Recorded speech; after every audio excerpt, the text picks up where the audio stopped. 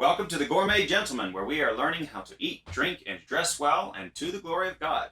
Today we're making coffee, but not just any coffee. We're learning how to make V60 pour-over coffee. And then there's the question, what can you eat with coffee? What do you want to wear when you're drinking coffee? What do you want to listen to while you're drinking coffee? Probably pretty much anything, but I've got a few suggestions for you.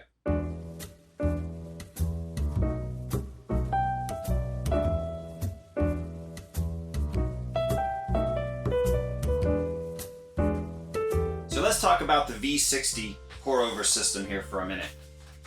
You use a paper filter, which you place in a cone-shaped brewer, like that. Put your coffee grounds in there, pour your water over it, the water soaks through, and then you've got your pot of coffee. Now with this system, grind size is very important because it's the grind size that controls the speed with which the water will percolate down through the coffee grounds and the amount of surface area of the coffee grounds that comes in contact with the water. You'll want to use a good coffee grinder that has repeatable grind settings. Uniformity is the most important thing in getting a good cup of coffee, because once you've figured out what you need to do to make your cup of coffee the way you like it, you need to be able to repeat it and do it the same way every time. And if you don't quite like the flavors that you're getting, you need to be able to adjust things to get that coffee just right. So I like to use the Baratza Encore coffee grinder. Costs a little over $100, but it's well worth it. So I'm going to start by rinsing my coffee filter to make sure there aren't any paper-like flavors leaching out of the coffee filter.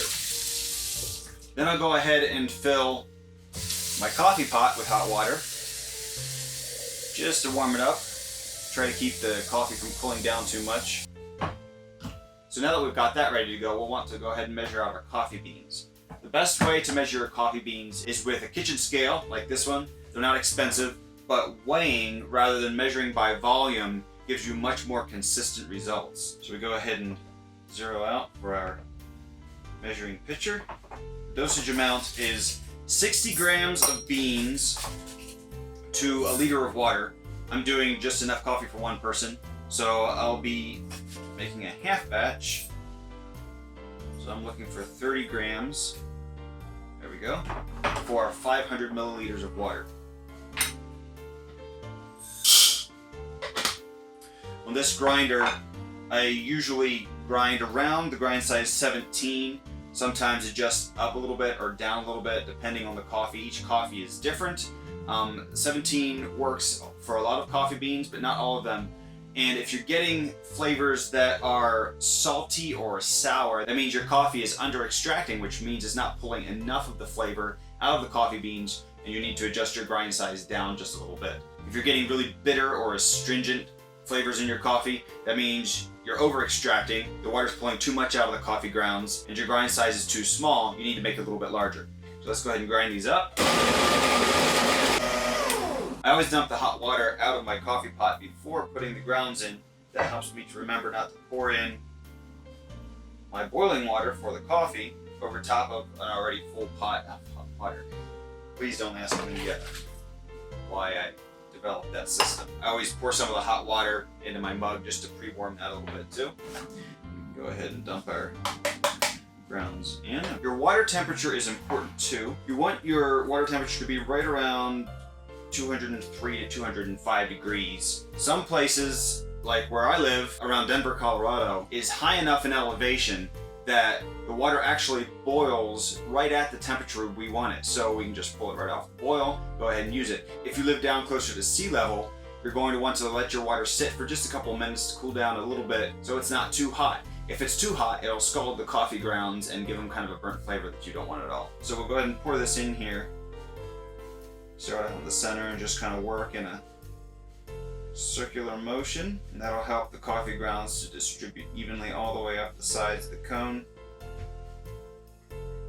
You always want to make sure your coffee is not stale, that it's been roasted relatively recently. One of the ways you can tell if your coffee is stale or not is by looking at the bubbles on top right after you pour the water over the coffee grounds.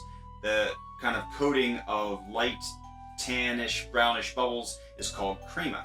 And you want to see lots of different sized bubbles in there. It should look kind of like a nice, well-baked red. What you don't want is a bunch of tiny little uniform bubbles, because that means that your coffee is stale and it's just not going to taste as good. All right, it's been about 3 minutes now, which is about the length of time that a good pour over brew should take. It's finished dripping, so I'm just going to go ahead and pull out the filter, the coffee grounds and all, and throw them away. And there we have our delicious pot of pour over coffee. Please do me a favor, and the first time you try this, don't add any milk. Even if you normally drink milk or cream, just try it black by itself. Good quality pour over coffee has a lot of flavors to it, a lot of nuance, almost a tea-like quality that you'll completely cover up if you dump a bunch of milk in there. Some coffees like a little bit of milk with them, but most coffees, especially lighter roasts, really are at their best if you drink them black. Oh man, that's a good cup of coffee. So let's talk about what we can eat with this cup of coffee. Obviously this is just a suggestion, but really there are very few things better in life than a good cup of coffee and a good dessert. So I'm going to recommend a chocolate raspberry cake with raspberry sauce to go with this cup of coffee. And if you stay tuned to our channel, I'm going to have another video where I show you how to make this cake. And it's absolutely fantastic. I know you're going to love it. It's not that hard to make, so keep an eye out for that video. Try making that cake and eat it with a cup of pour over coffee. Now obviously coffee is versatile. You can drink it anywhere, no matter what you're wearing, whether it's your pajamas with your fuzzy bunny slippers, or it's a suit and a tie, or a tuxedo in the evenings when you gotta get that boost just to keep going past midnight. But an outfit I would suggest is a nice brown plaid suit, like a Glen check plaid, probably a lighter brown, especially since this is kind of a summer outfit I'm recommending. Lighter colors are good for summer. You can pair that with a Panama hat, which is absolutely unbeatable summer headgear. And then you can mix it up a little bit, go with an interesting texture. Wear a linen shirt with that suit. Linen is a great summer fabric. It looks fantastic. It tends to be a little wrinkly, which makes it a little more casual, but still sophisticated. So if you're going to go into town and get a nice cup of coffee, or make one for yourself like I showed you how to do today, and you're going to enjoy it with friends, it might be an outfit to consider. Of course, we need to have some music on in the background to really round out the experience, so I'm going to recommend 2 albums for you today. The first one is Lovin in the 50s by Jezzro. Jezzro is a Nashville-based musician and producer. He's released covers of many different songs from all sorts of genres, from jazz to country, gospel, Italian music, and he's recorded covers of pop standards from pretty much the entire 20th century. The second album I'm recommending is the album Million-Seller Hit Songs of the 50s by 101 Strings Orchestra. 101 Strings Orchestra is one of the most popular and prolific easy listening orchestras of all time. Their first albums were published in 1957, and they've recorded easy listening orchestral versions of songs from a plethora of musical genres. My favorite songs on this album are So Rare and Young at Heart. They do an amazing job on these songs. The whole album is well worth listening to, whether it's in the background or just sitting down some evening or putting it on while you're driving and just listening to it to hear it. It's a great album. Definitely give it a try. So go enjoy that pour over coffee to the glory of God. Give this video a like, subscribe to our channel, and thanks a lot for watching.